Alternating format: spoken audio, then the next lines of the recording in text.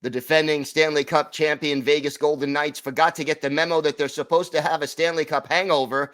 Here is a team that is still unbeaten in regulation. Chris Gawlik of Locked On VGK joins us to discuss how they're getting it done next on the Locked On NHL podcast.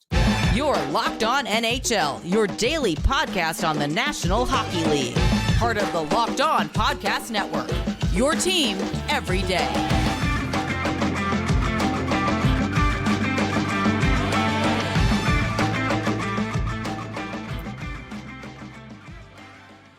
And welcome, everybody, to the Monday edition of the Locked On NHL podcast, part of the Locked On Podcast Network, your team every day. Want to thank everyone who makes Locked On NHL your first listen every day. Don't forget to subscribe on YouTube or wherever you get your podcasts so you can get new episodes as soon as they drop. And you can also find us now on SiriusXM on the SXM app. Just do a search for Locked On NHL. Today's episode is brought to you by Game Time. Download the Game Time app, create an account, and use code LOCKEDONNHL for $20 off your first purchase.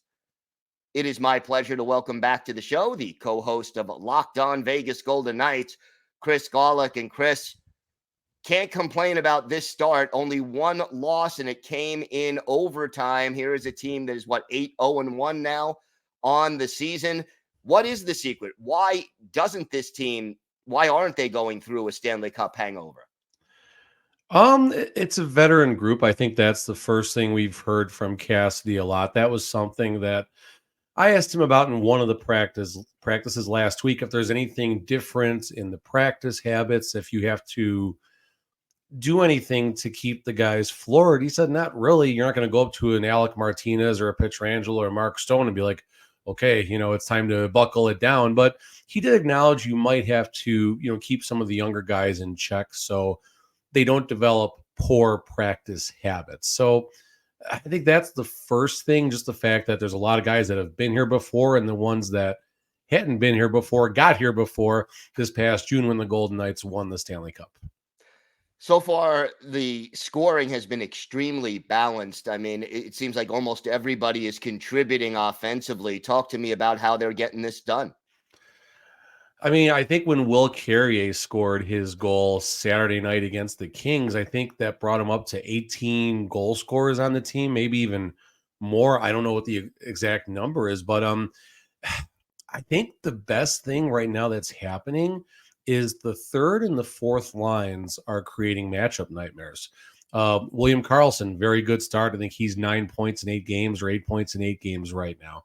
You have Pavel Dorofeev chipping in the last couple of games, gets a goal and got an assist, I believe, Saturday against LA.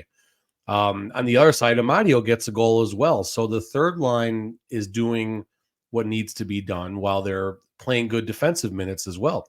The fourth line, talking with Will Carrier and Keegan Kolesar this past Thursday at practice, Wednesday or Thursday, one of the 2 days.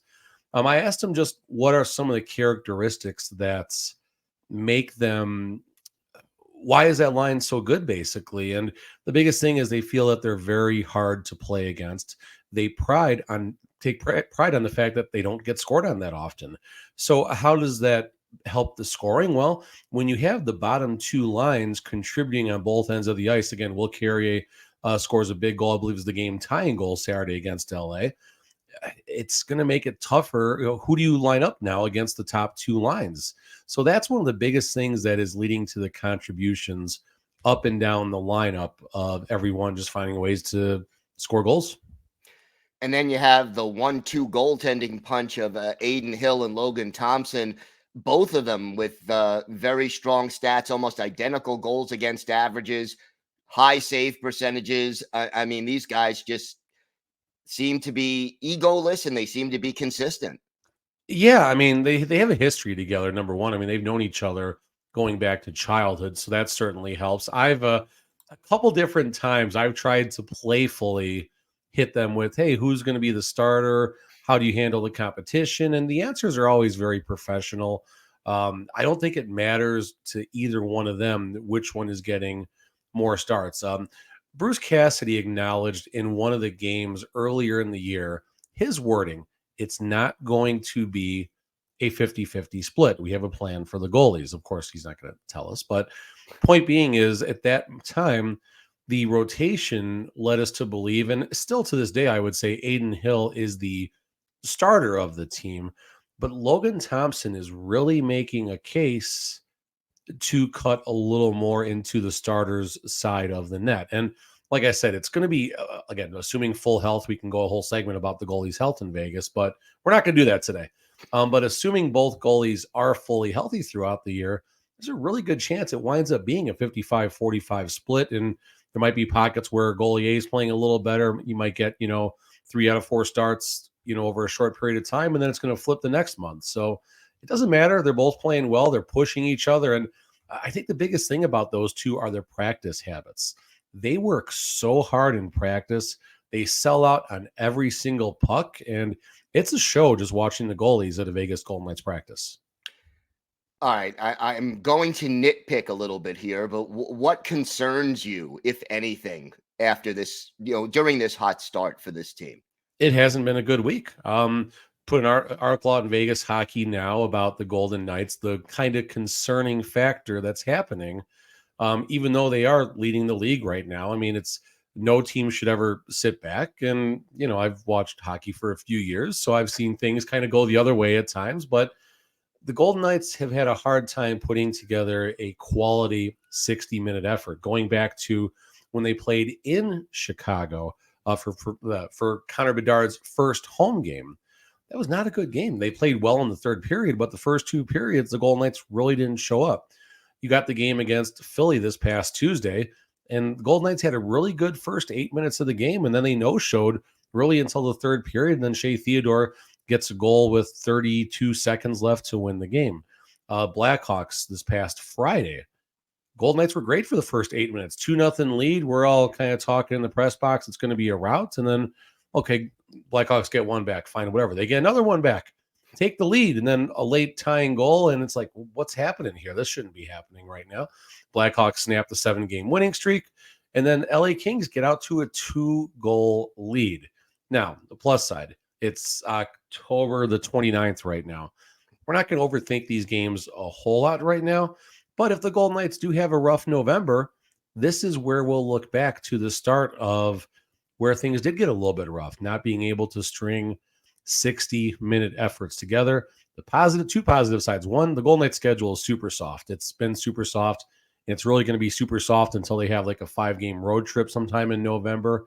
And I had a second point coming. Oh, and at the end of the day, Jack Eichel, his quote against the Kings, we find ways to win games, and that's really all that matters.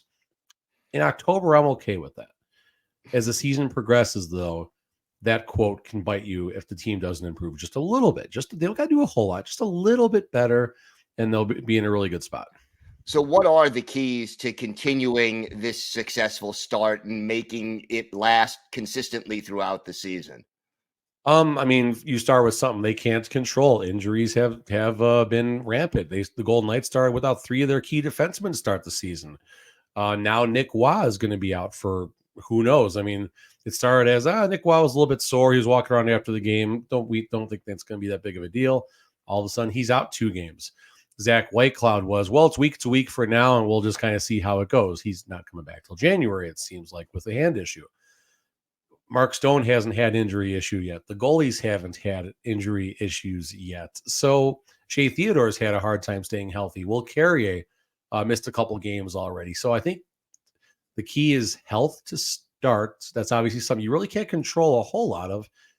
As far as what the team can control, it's been a rough week for the power play. They started out pretty well, but then they went on, I believe, an 0-for-8 streak until their goal last night against the Kings. The go-ahead goal late in the third, it didn't wind up being the game-winning goal, but still an important goal that was scored.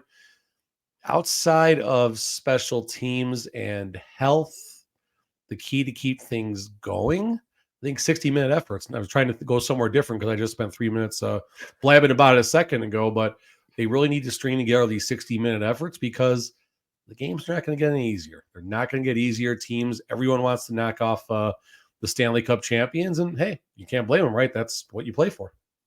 Absolutely. All right, Chris, why don't you tell our viewers and our listeners where they could find the podcast and where they could find you and your co-host on social media? Yep. Locked On Vegas Golden Knights podcast. Anywhere you get your podcast, and on YouTube, I'm TD Chris G. That's like touchdown TD Chris G on Twitter. All right, Chris, always a pleasure. Thanks for joining us today. Thank you.